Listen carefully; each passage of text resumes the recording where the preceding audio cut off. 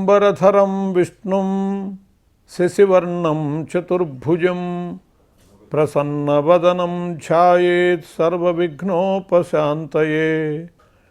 ఆపదామపహర్తారం దాతారం సర్వసంపదాం లోకాభిరామం శ్రీరామం భూయో భూయో నమామ్యహం. బుద్ధిర్బలం యశోధైర్యం నిర్భయత్వమరోగత అజాడ్యం వాక్పటుత్వం చ హనుమత్స్మరణాత్ భవేత్. యోగి ప్రేక్షకులకు స్వాగతం. మనం ధర్మపథంలో ఉన్నాం. మన ఆర్షధర్మాన్ని పెంపొందించినటువంటి మహనీయులైనటువంటి మహర్షుల యొక్క చరిత్రల్ని, వాళ్ళు చెప్పిన ధర్మాల్ని తెలుసుకుంటున్నాం. అందులో సుఖ మహర్షి, ఆయన పరీక్షిత్ మహారాజుకి భాగవతాన్ని ప్రవచనం చేసి చెప్పాడు. అలా ప్రవచనం చేసే సందర్భంలో అనేక ధార్మికాంశాలు ఆయన సమాజానికి, పరీక్షిత్ మహారాజుని ముందు పెట్టుకుని యావత్ సమాజానికి ధర్మబోధ చేయటం జరిగింది. అటువంటి ధర్మాల గురించి మనం తెలుసుకుంటున్నాం. యుగ ధర్మాలు, ఆ యుగముల కర్తవ్యాలు, వాటిని గురించి పరీక్షిత్ మహారాజుకి చెబుతున్నాడు సుఖయోగీంద్రుడు. విద్యా తప ప్రాణ నిరోధ మైత్రీ తీర్థాభిషేక వ్రత దాన జప్యైః నాత్యంత శుద్ధిం లభతేంతరాత్మ యదా హృదిస్థే భగవచ్చనంతే. శుక్రవారు చెప్పారు, ఓ పరీక్షిత్ మహారాజా, యదా హృదిస్థే భగవచ్చనంతే, అనంతుడైనటువంటి భగవంతుడు హృదయగతుడైతే దానితో మరేదీ సమానం కాదు. అంటే భగవంతుణ్ణి మనస్సులో ధ్యానం చేయటమే చాలా గొప్పది. ఆ మనస్సునందు భగవంతుణ్ణి అలా అట్టే పెట్టుకోగలగటం అనేది ఉన్నదే, అది ఎంత గొప్పది అంటే విద్యలు నేర్చిన దానికంటే గొప్పది, తపస్సులు చేసే దానికంటే గొప్పది, ప్రాణ నిరోధం అంటే ప్రాణాయామం చేసి ఏదో మనం సాధిద్దామనుకుంటాం, అంతకంటే కూడా భగవంతుని హృదయస్థుణ్ణి చేసుకోగలిగితే అదే చాలా గొప్పది అని అంటున్నాడు. అట్లాగే మైత్రీ భావము, భగవంతుని యందు మైత్రీ భావం చూపటం, తీర్థాభిషేకం, తీర్థములందు కృంకులిడటము, అభిషేకాదులు నిర్వహించటము, వ్రతములు చేయటము, దానములు సమర్పించటము, జపములు చేయటము, వీటి వల్ల నా అత్యంత శుద్ధిం లభతే అంతరాత్మ. వేట్ల వల్ల కూడా అంతరాత్మ అత్యంతము శుద్ధి కాదుట. దేనివల్ల అవుతుంది? భగవంతుని మనస్సులో స్థాపించుకోగలిగిన దానికంటే ఇవేమీ ఎక్కువ కావు. భగవంతుని మనస్సునందు స్థాపించుకోగలిగిన దానివల్ల అంత శుద్ధి, అంతరాత్మ శుద్ధి ఎలా జరుగుతుందో అలా వేట్ల వల్ల కూడా జరగదు అని చెప్పి సుఖయోగీంద్రుడు చెప్పాడు. ప్రధానం ఏమిటి అంటే మనస్సులో భగవంతుణ్ణి స్థాపన చేసుకోగలుగుతాం. మనకి నిలబడడు, ఆయన నిలబడకపోవటం కాదు, మనం అట్లా మనస్సులో భగవంతుణ్ణి నిలబెట్టుకోలేం. మనస్సంతా కూడా ఎటో పరిగెత్తుతూ ఉంటుంది, ఏవో ఆలోచనలు వస్తూ ఉంటాయి. ఒక క్షణము భగవంతుని అలా భావన చేసేంతలోనే మనకి మన ఇంటి సమస్యలన్నీ గుర్తుకు వస్తాయి. స్నేహితులతో ఏదన్నా సంభాషణ జరిగితే, వాళ్ళు ఏదన్నా మనల్ని అని ఉంటే అది తాపం, ఆ బాధ గుర్తుకొస్తుంది. ఇట్లా ఇవన్నీ కూడా అన్నిటినీ మించినటువంటిది మనస్సునందు భగవంతుణ్ణి స్థిరంగా ఉంచుకోగలగటము. అలా భగవంతుణ్ణి మనస్సులో ఉంచుకోవటంతో సమానము విద్య కానీ, తపస్సు కానీ, ప్రాణాయామం కానీ, తీర్థ సేవనం కానీ, వ్రతములు, దానములు, ఇట్లా పుణ్యకార్యాలు ఏవి కూడా దాంతో సమానం కాదు. కాబట్టి ప్రధానం ఏమిటంటే భగవంతుణ్ణి మనస్సులో స్థిరము చేసుకోగలగటము అని చెప్పి సుఖయోగేంద్రుడు చెప్పాడు. తస్మాత్ సర్వాత్మనా రాజన్ హృదిస్థం కురు కేశమం మ్రియమాణోక్షవహితస్తతో యాసి పరాం గతిం. కాబట్టి రాజన్, ఓ రాజా, అందువల్ల సర్వాత్మనా హృదిస్థం కురు కేశవం, అన్ని విధాలా కూడా కేశవుణ్ణి హృదిస్థం కురు, మనస్సులో ఉండేవాణ్ణిగా చేసుకో, నీ హృదయమునందు స్థిరం చేసుకోవయా కేశవుణ్ణి, శ్రీకృష్ణ పరమాత్మని, దాంతో మరేదీ సమానం కాదు అని చెప్పి ఆయనకి తరుణోపాయం చెబుతున్నాడు. వారం రోజుల్లోనే నాకు మృత్యు ఉన్నది, ఈ వారం రోజుల్లో నేను ఏదైనా తరించే మార్గం ఉన్నదా అని అడిగాడు.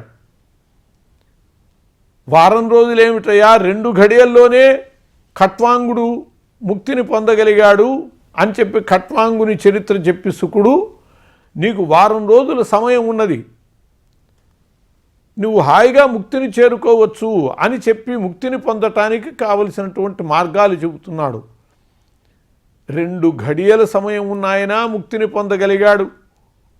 వారం రోజుల సమయమే ఉన్న పరీక్షిత్తు ముక్తిని పొందగలిగాడు. మనము ఏళ్ల తరబడి మనకి వ్యవధానం ఉన్నది, అవకాశం ఉన్నది, కానీ దీన్ని మొత్తం కూడా సద్వినియోగం చేసుకోలేకపోతున్నాం. ఏమాత్రం కూడా సద్వినియోగం చేసుకోలేక మొత్తం వ్యర్థం చేసుకుంటున్నాం. అది గ్రహించాలి. పరీక్షిత్ మహారాజు ఆయన కోరిక ప్రకారము సుఖయోగేంద్రుడు చెప్పినది అది. నువ్వు మనస్సులో కేశవుణ్ణి స్థిరము చేసుకో, హృదిస్థే భగవత్యంతే తస్మాత్ సర్వాత్మనా రాజన్, కాబట్టి హృదిస్థం కురు కేశవం, నువ్వు కేశవుణ్ణి హృదయమునందు పదిలం చేసుకోవయా. మ్రియమాణో వ్యవహితస్తతో యాసి పరాంగతిం, ఆ విష్ణువుని హృదయమునందు ఉంచుకుని కనుక మరణించేటట్లయితే తప్పకుండా ఉత్తమ గతిని పొందగలుగుతావు. కాబట్టి మరణించేటటువంటి వానికి మ్రియమాణ, మరణం ఆసన్నమై ఉన్నటువంటి వాడికి కర్తవ్యం ఏమిటంటే భగవంతుణ్ణి హృదయమునందు పదిలపరుచుకోవటమే, దానివల్లనే ముక్తిని పొందగలుగుతాము అని చెప్పి పరీక్షిత్ మహారాజుకి చెప్పాడు. పరోక్షంగా మనందరికీ చెప్పాడు ఆ విషయం సుఖయోగీంద్రుల వారు.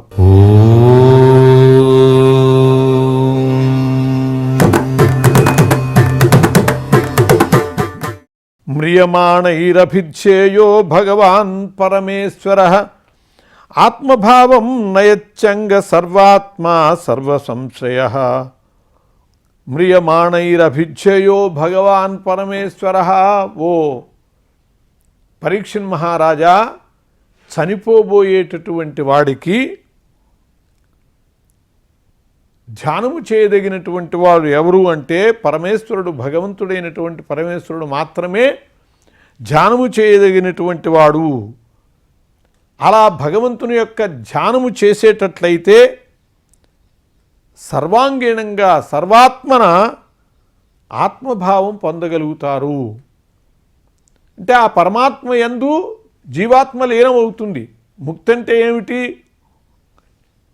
ఏనాడు అనంతకాలంగా ఈ సృష్టి ఆరంభమైనప్పటి నుంచి ఈ జీవుడు లోకంలో సంచరిస్తున్నాడు, ఆ పరమాత్మ నుంచి వేరే మళ్ళీ ఆ పరమాత్మలో కలిసిపోవాలి, అది కర్తవ్యం. దానికోసమని మరణించే సమయంలో కనుక భగవంతుణ్ణే హృదయమునందు ఉంచుకోగలిగేటట్లయితే అప్పుడు ఆత్మభావం ఉన్నాయి. ఆ సమయంలో మరణించే సమయంలో కనుక భగవంతుని మనస్సును ఉంచుకోగలిగితే ఆత్మభావం పొందగలుగుతాడు, పరమాత్మ లీనం అయిపోతాడు, అంటే ముక్తిని పొందుతాడు అని చెప్పి సుఖయోగీంద్రుల వారు పరీక్షిత్ మహారాజుకి చెప్పాడు. మరణించబోయేటటువంటి వాడికి ముఖ్యమైన కర్తవ్యం ఏమిటంటే మనస్సునందు భగవంతుణ్ణి ఉంచుకోవటము. సహజంగా మరణ సమయానికి మనకి తెలిస్తే అయిపోయింది, డాక్టర్లు చెప్పారు ఇంకా లాభం లేదు, ఇంటికి తీసుకెళ్ళిపోమన్నారు. ఇంట్లో కూడా మంచం మీద పోతే మంచిది కాదు కాబట్టి భూశయనం చేయించారు. అయినా కొద్దిగా విషయం తెలుస్తోంది. ఆ పరిస్థితిలో ఇతడు ఆలోచించేది ఏమిటి? డబ్బంతా కూడా సద్వినియోగం చేస్తాడో, కుమారుడు దుర్వినియోగం చేస్తాడో, ఫలాని వాడు మనకి డబ్బులు ఇవ్వాలి, వాడి దగ్గర వీడు తీసుకోగలుగుతాడో లేదో, ఇలా ఇటువంటి ఆలోచనలన్నీ వస్తాయి. అటువంటి ఆలోచనలు రాకుండా భగవంతుణ్ణి మాత్రమే అయిపోయింది, మరణం ఆసన్నమై ఉన్నది, ఇంకా ఇవన్నీ నాకు ఉండేవి కాదు, నాకు మిగిలేవి కాదు, ఆ భగవంతుడు ఒక్కడే నాకు మిగిలేవాడు అని చెప్పి అనుకుని అలా కనుక భగవంతుడిని మనస్సునందు నిలబెట్టుకోగలిగితే ఆత్మభావం చేకూరుతుంది, అంటే ముక్తి చేకూరుతుంది అని చెప్పి సుఖయోగీంద్రుడు చెప్పాడు. కాలేర్ దోషనిధే రాజన్ అస్తిక్షేకో మహాన్ గుణ కీర్తనాదేవ కృష్ణస్య ముక్త సంగ పరం వ్రజేత్. కాలేర్ దోషనిధే రాజన్ అస్తిక్షేకో మహాగుణ. కలికాలము మొత్తం కూడా దోషగ్రస్తమైనటువంటిదే, దోషనిధే. అయినా కూడా అటువంటి దోషనిధి అయినటువంటి ఈ కాలంలో ఓ పరీక్షణ్ మహారాజా ఏకో మహాన్ గుణ అస్తి, ఒక మహత్తరమైనటువంటి గుణం ఉంది, ఒక మహత్తరమైన కర్తవ్యం ఉన్నది. అంతా భూయిష్టమైనటువంటిదైనా కూడా ఒక విశేషం ఉన్నది. ఏమిటంటే కీర్తనాదేవ కృష్ణస్య ముక్త సంగ పరం వ్రజేత్. కృష్ణస్య కీర్తనాత్, శ్రీకృష్ణ పరమాత్మనే కీర్తిస్తూ కనుక ఉండేటట్లయితే ముక్త సంగ, ఈ లంపటల నుంచి విడిచిపెట్టబడినటువంటి వాడై, బయటపడినటువంటి వాడై పరం వ్రజేత్, ముక్తిని పొందగలుగుతాడు. కాబట్టి మొత్తము కలి దోషగ్రస్తమైనటువంటిదైనా కూడా ఈ కలిలో కూడా ఒక మంచి ఉపాయం ఉన్నది, ఒక మంచి అవకాశం ఉన్నది. అదేమిటంటే కృష్ణ పరమాత్మను కీర్తించటము. అలా కీర్తించేటట్లయితే ఈ సంగమునందు ముక్తి కలుగుతుంది. అంటే ఈ సంసారము వీళ్ళ నుంచి విముక్తి కలుగుతుంది. మరణ సమయానికి ఆ భగవంతుని యందే కనుక మనస్సు ఉంచేటట్లయితే అప్పుడు ఈ పిల్లలు, భార్య, సంపదలు ఇవేవి గుర్తుకు రావు. ఆ భగవంతుని యందే మనస్సు లగ్నమై ఉంటుంది. దానివల్ల ఉత్తమ గతి చేకూరుతుంది, దానివల్ల ముక్తి సమకూడుతుంది. ఆ విధంగా కలేర్ దోషనిధే రాజన్ అస్తి శేకో మహాన్ గుణ. సమస్తము దోషగ్రస్తమైన కలిలో కూడా ఒక గుణం ఉన్నది. ఏమిటంటే కీర్తనాదేవ కృష్ణస్య ముక్త సంగ పరం వ్రజేత్. కృష్ణుణ్ణి కీర్తించటం వల్లనే ముక్త సంగుడై పరాన్ని చేరుకోగలుగుతాడు. అది కలిలో ఉన్నటువంటి విశేషం. మిగతా యుగాలలో ఇలాంటి అవకాశం లేదు. మిగతా యుగాల్లో కొన్ని యుగాల్లో జపాలు చేయాలి, కొన్ని యుగాల్లో తపాలు చేయాలి, ఇంకా అనేక రకాల మార్గాలు నిర్వహించవలసిన అవసరం ఉంటుంది మిగతా యుగాల్లో. కానీ కలియుగంలో ఒక అద్భుతమైనటువంటి అవకాశం ఏమిటంటే ఆయన సంకీర్తనం వల్లనే, ఆయన్ని కీర్తిస్తూ ఉంటే చాలు ముక్తిని పొందగలుగుతాడు అని. అందువల్లనే పెద్దలైనటువంటి వాళ్ళు నిరంతరము ఆ భగవంతుణ్ణి స్మరిస్తూ ఉంటారు, భజిస్తూ ఉంటారు. ఎందువల్లంటే ఆయన వల్ల ముక్తిని పొందటానికి. కలేర్దోషనిధే రాజన్ అస్తిష్యేకో మహాన్ గుణ కీర్తనాదేవ కృష్ణస్య ముక్త సంగ పరం వ్రజేత్. కృతే యజ్ఛాయతో విష్ణుం త్రేతాయాం యజతో మఖైః ద్వాపరే పరిచర్యాయాం కలౌ తద్ధరి కీర్తనాత్. ఈ కలియుగంలో ఉన్నటువంటి అవకాశం సుఖయోగీంద్రుల వారు పరీక్షితుల వారికి చెబుతున్నారు. ఎంత అవకాశం ఉన్నదంటే ఈ కలిలో కృతేయధ్యాయతో విష్ణుం ధ్యాయతః, ఏదైతే కృతయుగంలో విష్ణుమూర్తిని ధ్యానించటం ద్వారా పొందుతారో ఒక ఉత్తమ గతి, అది కలౌ తద్ధతి హరికీర్తనాత్. కలియుగంలో హరిని కీర్తించడం వల్లనే అది పొందగలుగుతారు. అంటే కృతయుగంలో ధ్యానము వల్ల ముక్తి పొందారు, హరిని చేరుకోగలిగారు, నిరంతర ధ్యానం. త్రేతాయాం యజతో మఖైః, త్రేతాయుగంలో దేని ద్వారా చరితార్థులయ్యారు, భగవంతుని యందు లీనమయ్యారు అంటే త్రేతాయాం యజతో మఖైః. మఖైః యజతః. మఖము అంటే యజ్ఞం, నా మఖము సఫలంబయ్యే అంటాడు బలిచక్రవర్తి వామనుని రాకని బట్టి.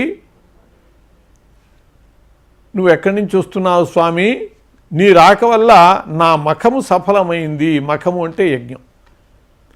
త్రేతాయుగంలో త్రేతాయాం యజతో మఖై, త్రేతాయుగంలో యజ్ఞాల ద్వారా, అలా యజనము చేయటం ద్వారా ఏదైతే పొందగలుగుతారో, కృతయుగంలో ధ్యానం ద్వారా ఏది పొందుతారో, త్రేతాయుగంలో యజ్ఞము చేయటం ద్వారా ఏది పొందుతారో, ద్వాపరే పరిచర్యాయాం, ద్వాపర యుగంలో పరిచర్య ద్వారా, భగవత్ సేవ ద్వారా ఏ ప్రయోజనాన్ని పొందుతారో, కలవు తద్ధరికీర్తనాత్, ఆ ప్రయోజనం అంతా కూడా కలియుగంలో హరిని కీర్తించినంత మాత్రాన పొందగలుగుతారు.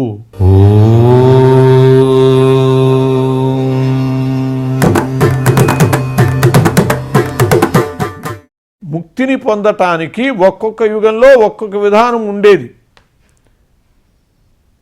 పై యుగాల్లో ఉన్నటువంటివన్నీ క్లిష్టమైనటువంటివి. కృతయుగంలో ధ్యానము ఉండేది.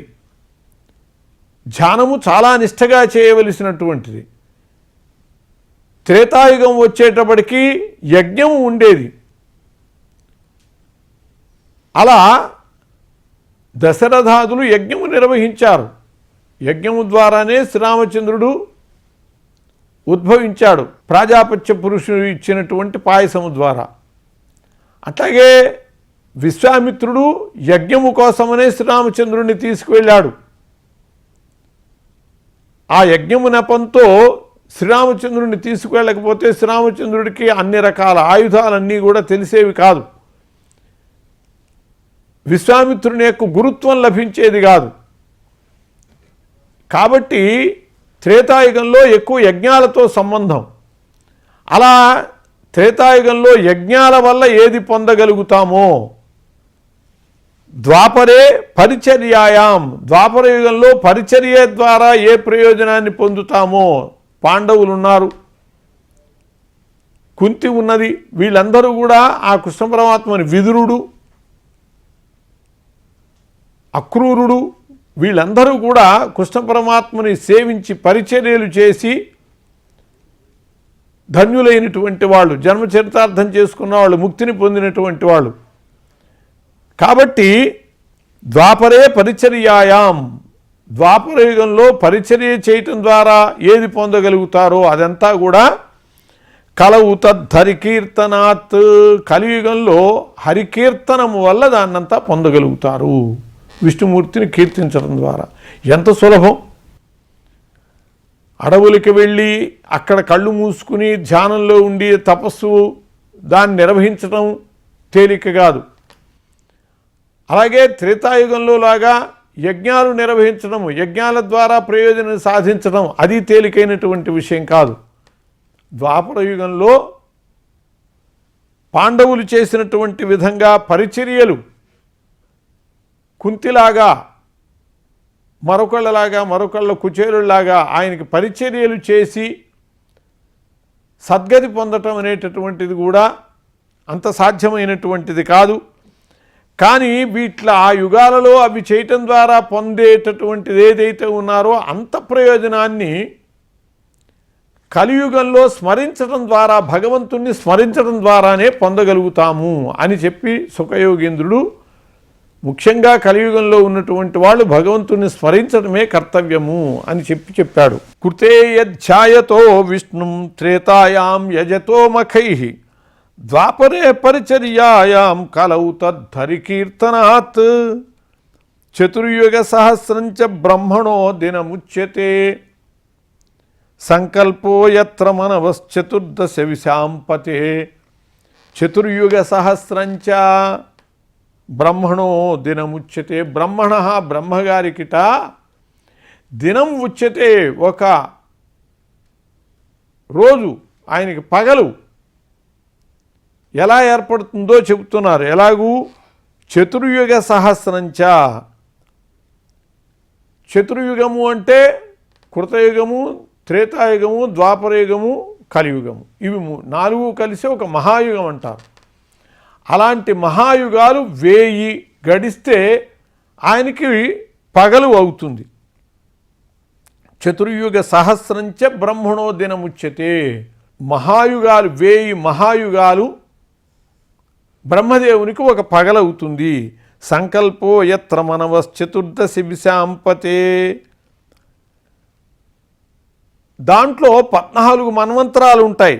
ఆ 100 మహాయుగాలు 14 మన్వంతరాలుగా ఏర్పడతాయి. అంటే ఒక్కొక్క మనువు కొంతకాలం ఉండటం జరుగుతుంది. అట్లా మొత్తం 1000 మహాయుగాలు కలిపి 14 మన్వంతరాలుగా గడుస్తాయి. అంటే 1000 మైనస్ డివైడెడ్ బై 14 భాగహారం. అలా 14 మన్వంతరాలుగా ఆ 1000 యుగాలు కూడా. 1000 యుగాలు అంటే 4 యుగాలు 1000, మొత్తం 4000 యుగాలు, 1000 మహాయుగాలు. అవి 14 మన్వంతరాలుగా విభజింపబడతాయి. ప్రళయాలని గురించి పరీక్షణ్ మహారాజు అడిగినటువంటి ప్రశ్నల్లో భాగంగా ప్రళయాలని గురించి కూడా చెబుతున్నాడు. ఓ పరీక్షణ్ మహారాజా, నిత్య ప్రళయమని, నైమిత్తిక ప్రళయమని, ప్రాకృతిక ప్రళయమని, ఆత్యంతిక ప్రళయమని, ప్రళయం మొత్తం 4 రకాలుగా ఉంటుంది. నిత్య, నైమిత్తిక, ప్రాకృత, ఆత్యంతిక అనేటటువంటి పేర్లతో 4 రకాలుగా ఈ ప్రళయం విభజింపబడి ఉంటుంది అని చెప్పి యుగము, మహాయుగాలు, మన్వంతరాలు, అట్లాగే ప్రళయాలు, ఆ అంతమయ్యేటటువంటి విధానాలు, వీటిని గురించి పరీక్షణ్ మహారాజుకి సుఖయోగేంద్రుల వారు చెబుతున్నారు. స్వస్తి.